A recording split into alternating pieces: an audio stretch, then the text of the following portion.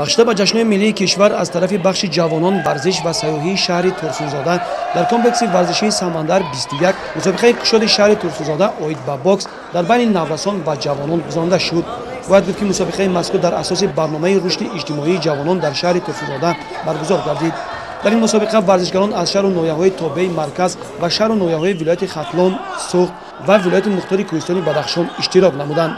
مقصد از گذراندن چهاربینی ورزشی این تطبیق رشد باکس مستحکم نمودن دوستی بین جوانان، ترغیب طرز حیات سالم، تربیت حس وطن‌دوستی، وطن‌پرستی، خویشتن‌شناسی، افتخار ملی، بالا برداشتن سطح معنویت، اخلاق، تربیت معنوی جسمانی جوانان، محبت به وطن برای حفظ امنیت، تحکیم استقلالیت و آبادی وطن میباشد.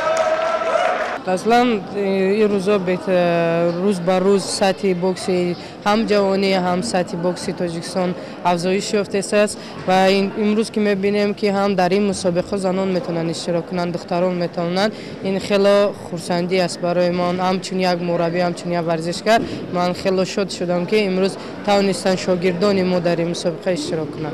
سطح برگزاری مسابقه خیلی خوب است و باوری دارم این در طول 3 سال میشود در این مسابقه شاگردان من اشتراک میکنند و رحمت برای تشکیلاتچی مسابقه که توانستند طوری هر سال بتوانند این مسابقه را گذراندن. روز به روز بوکس به پیش چه بگم سطح بوکسی جوانی بلند شده است و باید ما کوشش بسیارتر کنیم که سطح بسیارچی خودمان را خوبتر کنیم، در سطح بین المللی کنیم. برای همین باوری دارم که در آینده باز این زیادتر نتیجه خوب به دست میآوریم. من خرسندم که در این نمودی ورزشی شغل می‌ورزم. من کوشش میکنم که در آینده در مسابقه بین المللی اشتراک کرده پرچم جمهوری تاجیکستان را بلند بردارم. ورزشکاران سال تولدشان 1999 2000 در وزن‌های از 50 تا 90 کیلوگرم و دختران در وزن‌های از 55 تا 60 کیلوگرم اشتراک کردند، بین هم قوازمایی نمودند.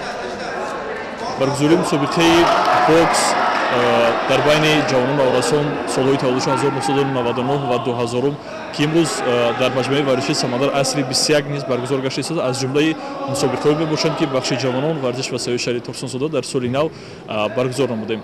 در مسابقه مذکور امروز که مسابقه کشاد شهری است، از تمام شهرهای تابع جمهوری از جمله از ولایت ختلان، سوخت، بدخشان، شهرهای تابع مرکز، دسته‌های یکچین اشتراک دارند و بخش جوانان ورزش و سیاحت شهر ترسونزاده تصمیم گرفته است که برای ترغیب طرز حیاتی سالم بین جوانان و آراسان چنین مسابقه را در دام سال نیز برگزار نماید.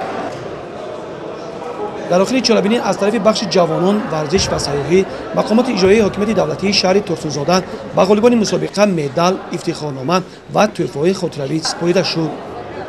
گزارش خورشید علیمی و بختیار قادرov از شهر ترسونزاده برای برنامه اطلاعاتی نوید.